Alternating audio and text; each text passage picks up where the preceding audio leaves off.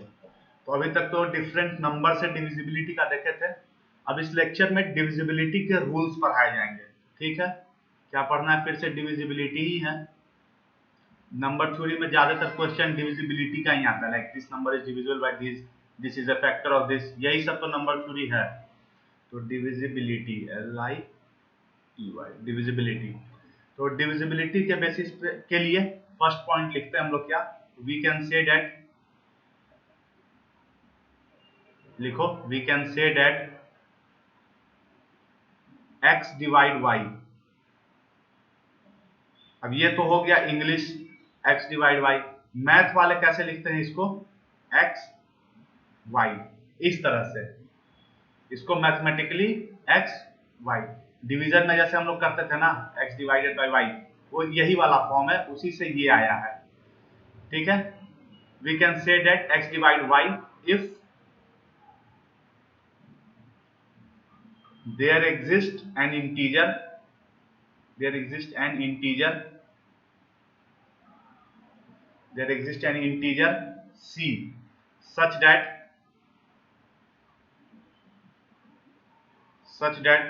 y equals to cx। इसमें कुछ ज्यादा समझने वाला बात है नहीं।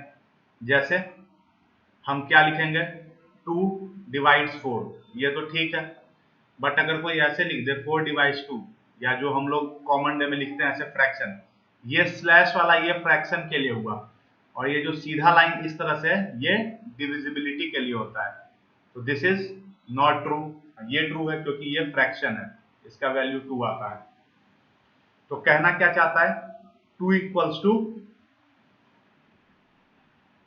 यहां पर क्या कहना चाहता है, sorry, 4 equals to 2 into some integer c। ये तो हो रहा है c के जगह अगर हम 2 पुट करें तो आ जाएगा, बट इस केस में क्या कह रहा है, 4 equals to 4 into some integer equals to 2। ये केस तो पॉसिबल ही नहीं है, तो इस तरह से रिप्रेजेंट नहीं कर सकते हैं। ठीक है, तो इसको क्या लिखेंगे, या अगर ऐसा कहना चाहें कि x does not divides y, तो इसको मैथमेटिकली कैसे लिखते हैं, x, इसको हल्का सा कट करके y, ऐसे लिखेंगे। इसका मतलब ये भी हुआ कि y is not divisible by x। इसी का मतलब क्या हुआ, y is not divisible by x। तो और इसका कुछ कुछ पॉइंट्स है, कर लेते हैं। तो प्रॉपर्टीज है मेनली हमारे पास। तो प्रॉपर्टी नंबर 1,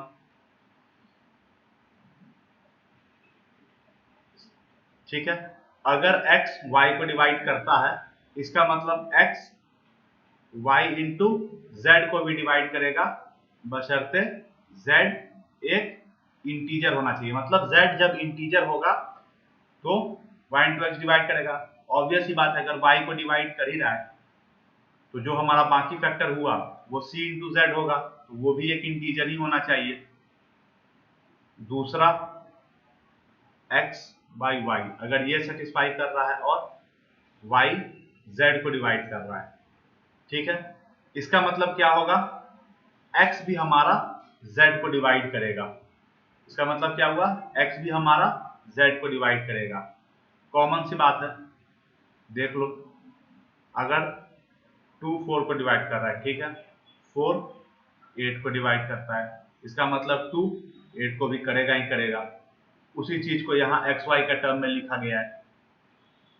तीसरा प्रॉपर्टी क्या हो जाता है हमारे पास, a b को डिवाइड कर रहा है और b a को भी डिवाइड कर रहा है।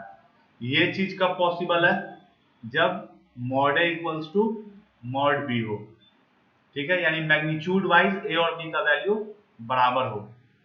और इसी चीज को कैसे लिख सकते हैं, a equals two plus minus b। अब ये मॉड क्यों लिखे, तुम ऐसे भी मानो कि -2 डिवाइड्स 2, ये तो हो रहा है, और 2 डिवाइड्स -2, तो दोनों केस में जो हमारा क्वोशिएंट है वो तो एक इंटीजर ही है, यहां पर -1 है और यहां पर -1 है। तो इस केस में हम a इक्वल्स टू b ऐसे अगर लिख दें तब तो ये गलत बात है।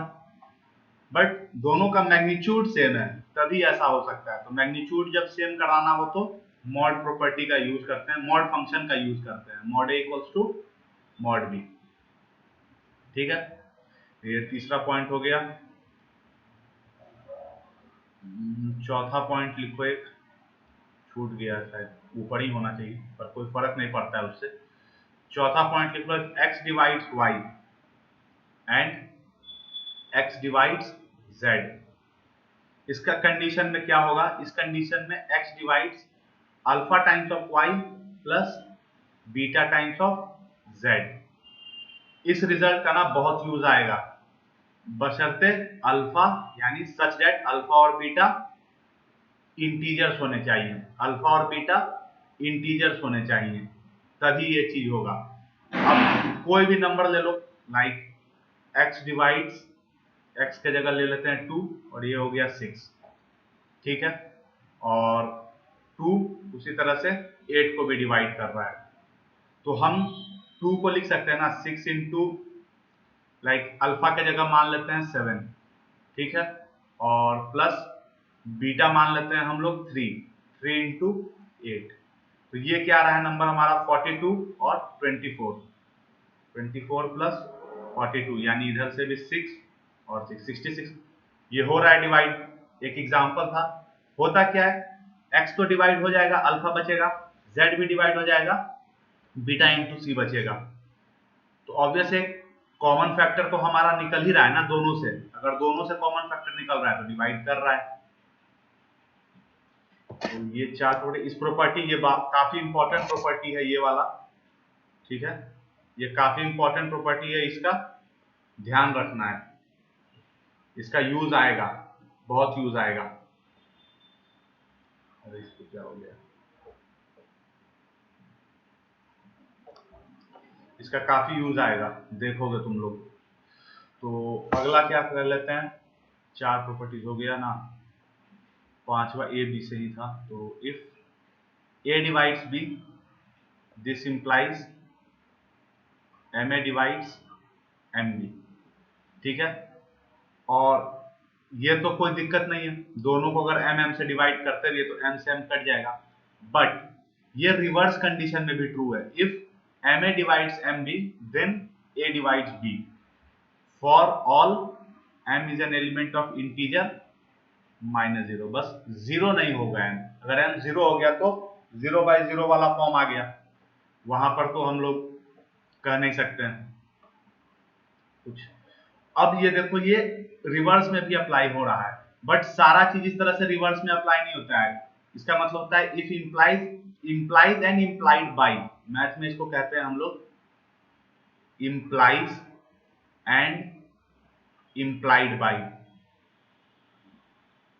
ठीक है, एक बेसिक सिंबल है, इंप्लाइज एंड इंप्लाइड बाई का सिंबल होता है ऐसे, और खाली इफ इंप्लाइज, इफ तो खैर नहीं, इंप्लाइज का सिंबल क्या होता है, इंप्लाइज का सिंबल होता है एक डायरेक्शन में, मतलब ये सच है तो ये सच होगा। इंप्लाइज एंड इंप्लाइड बाई का मतलब क्या होता है, ये सच है तो ये सच होगा, या फिर अगर ये सच है तो भी ये सच होगा, और ये हर जगह काम नहीं करता है। जैसे कि अगर हम देखें x equals to 2, this means X square equals to 4, but अगर एक्स स्क्वायर इक्वल्स टू 4 लिखा है, इसका मतलब ये नहीं हुआ, ये सिंबल हो गया not implies, x equals to 2, x हमारा -2 भी हो सकता है, वो तो यहाँ दिया नहीं है, तो ये स्टेटमेंट अगर कोई सिर्फ इतना बोल के छोड़ दे तो ये गलत बात हो गया, ठीक है। तो हर जगह रिवर्स कंडीशन हमारा सही नहीं होता है, कहीं कहीं पर एक ही तरफ से इंप्लाइज करता है, कहीं कहीं पर दोनों साइड से इंप्लाइज करता है, तो इन सब बात का भी थोड़ा सा ध्यान रखना है। 6th वाला देखो, a divides b and a और b इज ग्रेटर देन 0, तब क्या होना चाहिए, mod a is less than mod b।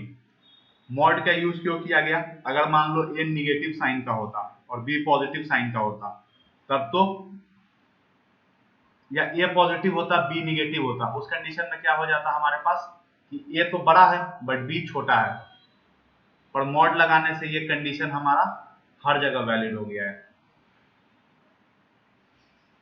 ये हो गया हमारा रिजल्ट नंबर 6। यानी मैग्नीट्यूड वाइज जो छोटा क्वांटिटी होगा मैग्नीट्यूड वाइज बड़े क्वांटिटी को डिवाइड करेगा।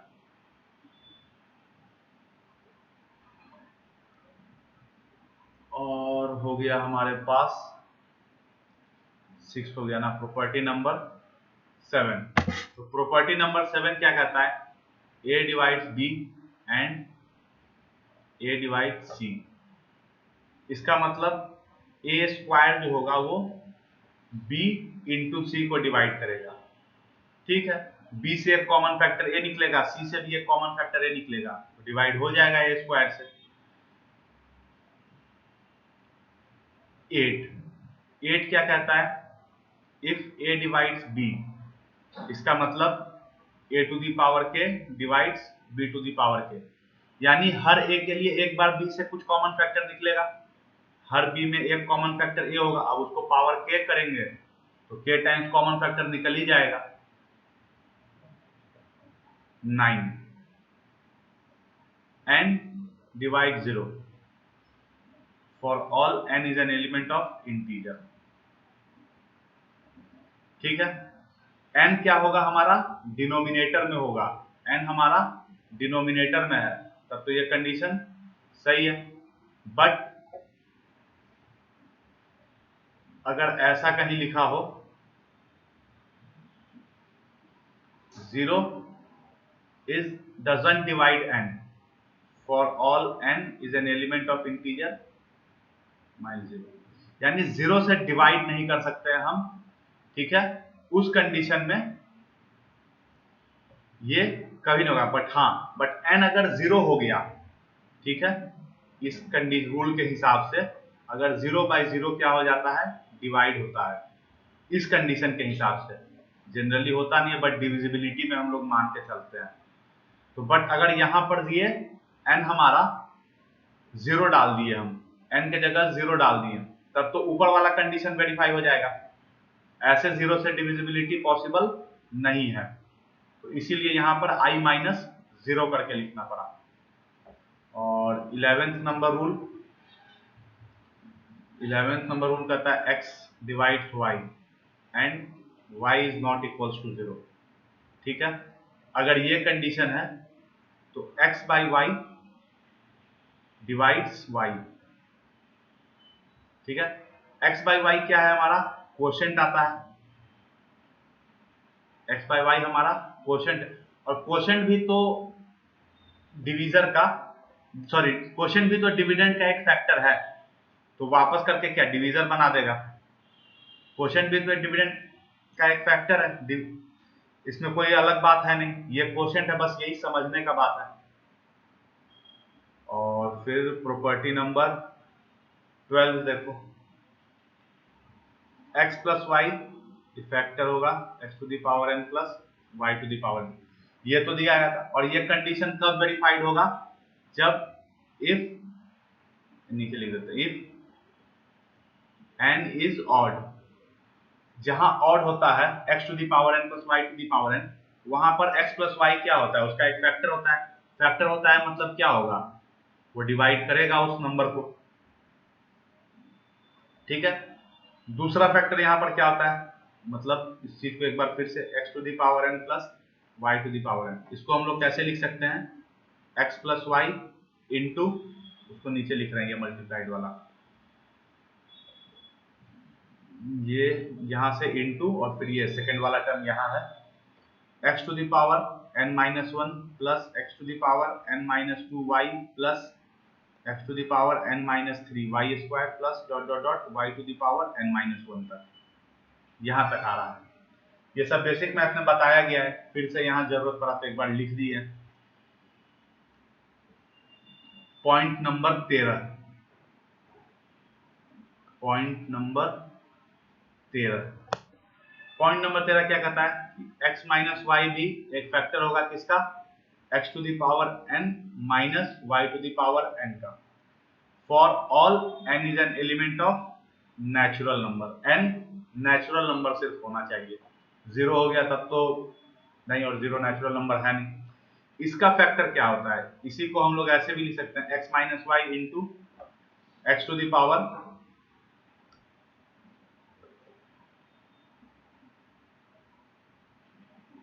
अच्छा एक गलती हो गया, सॉरी, यहाँ पर प्लस माइनस चलता है, ये प्लस था, माइनस फिर प्लस फिर माइनस, और इस तरह से अपना जा रहा है। और इसमें क्या होता है, इसमें हर जगह प्लस प्लस ही चलता है। तो x to the power n minus one plus X to the power n minus two Y plus X to the power n minus three Y square plus dot dot dot करते हुए y to the power n minus one. और फिर 14 number point देख रहे हैं, n अगर even integer हो, n अगर इवन इंटीजर हो, उस कंडीशन में X square minus Y square, ये भी एक फैक्टर होगा X to the power n minus Y to the power n का। क्यों होगा देखना है, for all n is an element of even positive integer. ऐसा क्यों होगा,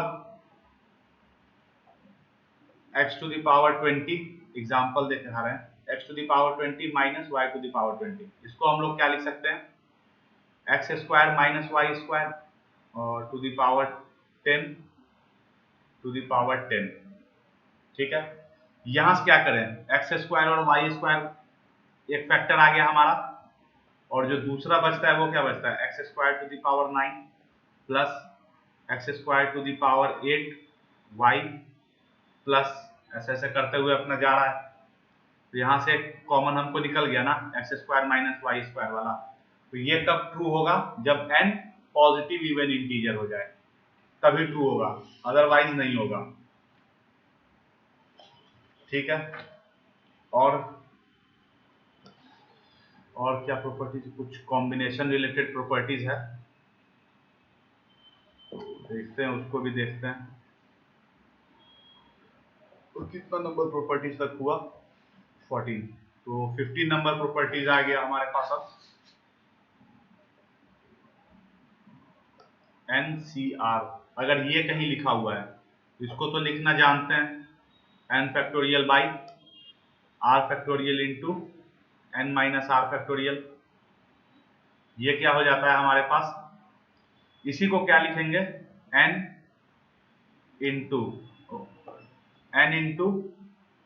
n minus one into n minus to, ऐसे ऐसे करते हुए कहां तक मल्टीप्लाई होगा, तो क्या हटा दे वहां से, r फैक्टोरियल हट जाना चाहिए ना नीचे वाला, तो r प्लस वन तक मल्टीप्लाई होगा, तो n minus R plus one factorial तक डिवाइडेड बाय, ठीक है, n माइनस आर फैक्टोरियल तक हट गया, डिवाइडेड बाय r फैक्टोरियल। ये आया कहां से देखो, फॉर एग्जांपल 20c3 अगर ये लिखा हो, तो हम क्या लिख सकते हैं इसको, 20 factorial by 3 factorial into 17 factorial.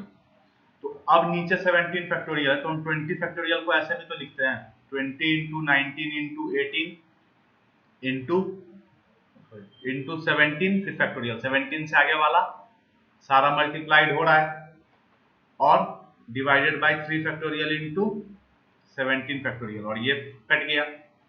तो कहां तक मल्टीप्लाई किए हम लोग, 20 में से क्या सब्सट्रैक्ट कर दिए, ये 20 में से क्या सब्सट्रैक्ट किया हम लोग, n माइनस आर, तो क्या सब्सट्रैक्ट किया, n माइनस आर, तो ये तो प्लस हो जाएगा हमारे पास।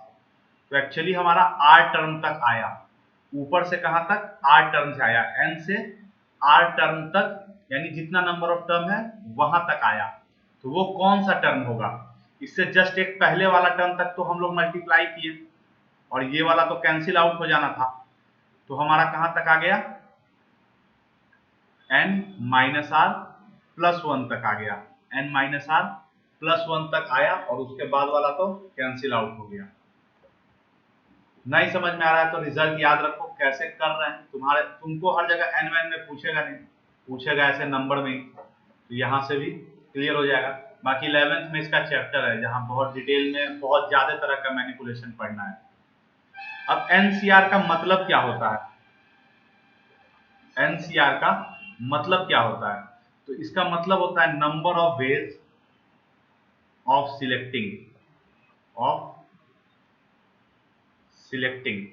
Are objects from n different objects.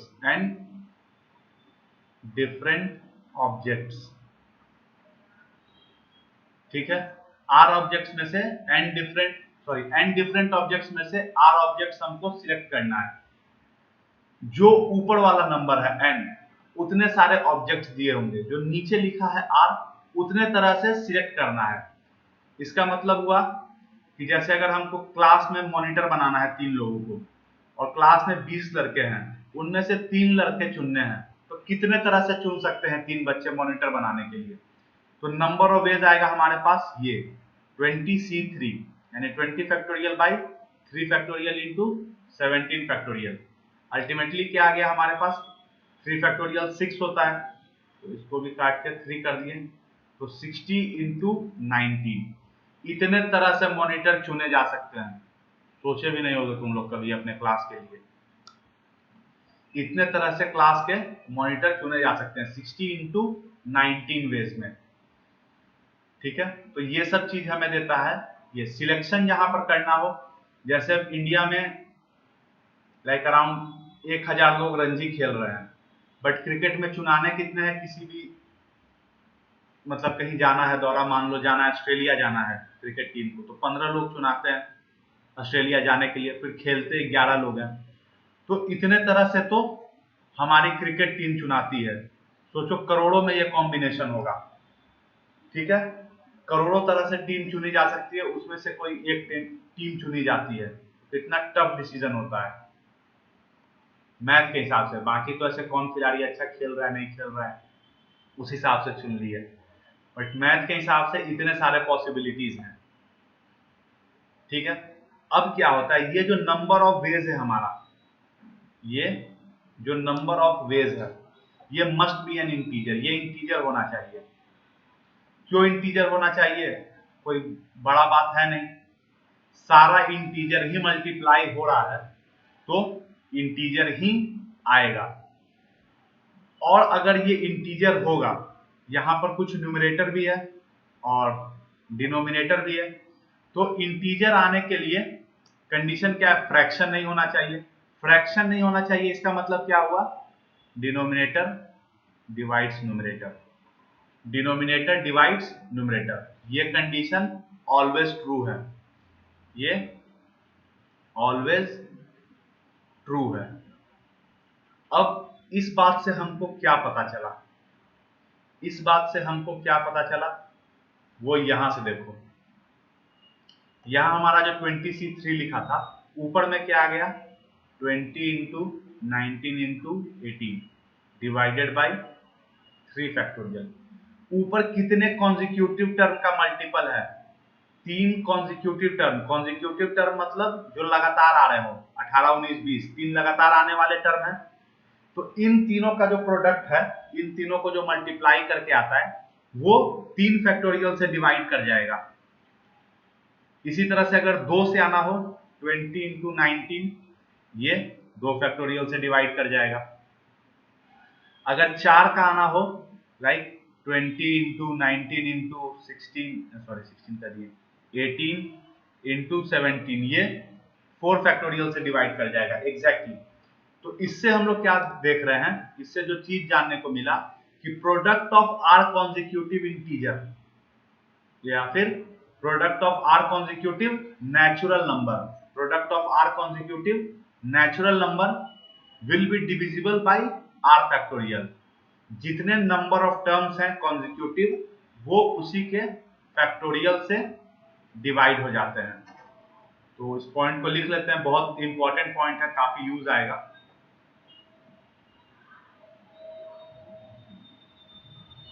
Product of r consecutive integer, product of r consecutive integer, integer नहीं नेचुरल नंबर लिखते हैं, नेचुरल नंबर पॉजिटिव इंटीजर ऐसे होता है, निगेटिव के लिए ना ये हमारा डिफाइन ही नहीं होता है। तो अभी के लिए तुम इस बात को नहीं जानते हो, इसीलिए नेचुरल नंबर लिख रहा है। जब 11th में जाओगे तो इंटीजर इंटीजर ही चलेगा। तो product of r consecutive natural number will be divisible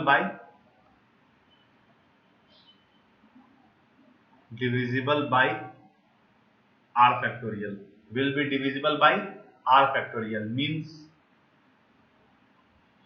n into n plus 1 into n plus 2। ये 3 नंबर है तो ये 3 फैक्टोरियल से डिवाइड करेंगे। अगर 4 नंबर होते मतलब n into n plus 1 into n plus 2 into n plus 3, ये 4 नंबर है, ये 4 फैक्टोरियल से भी डिवाइड कर जाते हैं।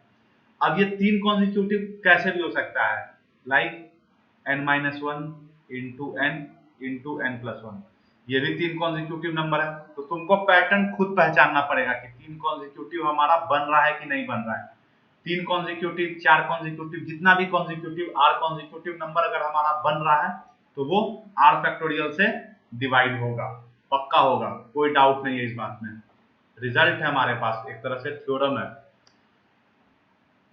तो लास्ट पॉइंट है डिवीजन रिलेटेड, डिविजिबिलिटी रिलेटेड। कितना 15 हो गया था ना, 16। ये क्या कहता है, ये कहता है अल्फा, बीटा और गामा, ये 3 इंटीजर हैं हमारे पास, ठीक है, और n is an element of natural number. अगर ऐसा कंडीशन दिया हुआ है, इफ दिस, अगर ये दिया हुआ है, then alpha plus beta plus gamma whole to the power n by alpha, ठीक है। If this then this equals to, तो इसका रिमाइंडर क्या होगा, इसका remainder gamma to the power n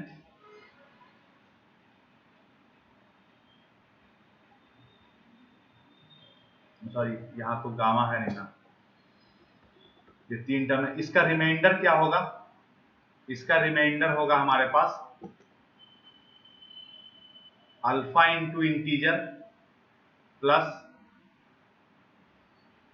sorry ये नहीं, ठीक है, ये कंडीशन दिया हुआ है हमारे पास, ये बोल जाओ थोड़ा सा मिस टाइप हो गया। अल्फा बीटा गामा ये 3 इंटीजर दिए हुए हैं, n क्या है हमारा, नेचुरल नंबर है। तब alpha into beta plus gamma to the power n divided by alpha, इसका कुछ ना कुछ रिमाइंडर आएगा।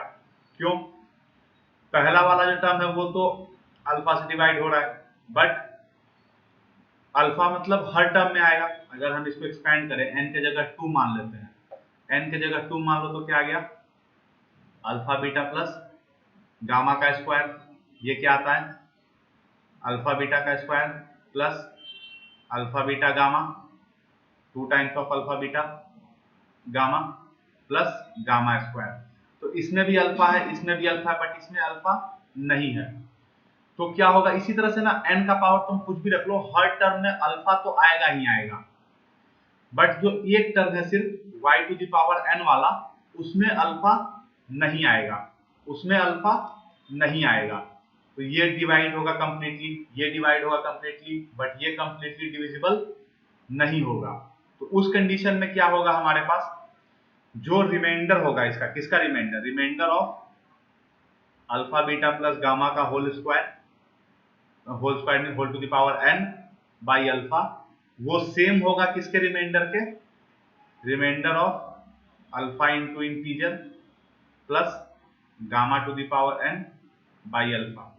अब इसमें तो कुछ बचता नहीं है रिमाइंडर, तो ये किसके रिमाइंडर के बराबर होगा, gamma to the power n by alpha, ठीक है। ये अगर नहीं समझ पा रहे हो कि अल्फा इंटू इंटीजर क्यों लिखे, तो यहां से क्या कर रहे हैं ना, हर से अल्फा कॉमन ले लेंगे, फिर क्या बच जाएगा, alpha beta square plus 2 beta gamma. तो ये सब क्या है, आपस में इंटीजर ही आएगा, अल्फा बाहर निकला हुआ है। इस तरह से जो भी टर्म आते जाए एक अल्फा कॉमन ले लिए, जो अंदर बचेगा वो इंटीजर ही होगा, इसलिए ऐसा लिखा हुआ है। तो इसका भी यूज आएगा, सब कोई सिर्फ पॉइंट बढ़ाने के लिए लिखा हुआ रिजल्ट नहीं है, इन सब का काफी यूज आता है, डायरेक्ट क्वेश्चंस वगैरह आ जाते हैं इससे। तो बढ़िया से इन सबको याद रखो, बार बार रिवाइज करो, ठीक है। बाकी अगले लेक्चर में हम लोग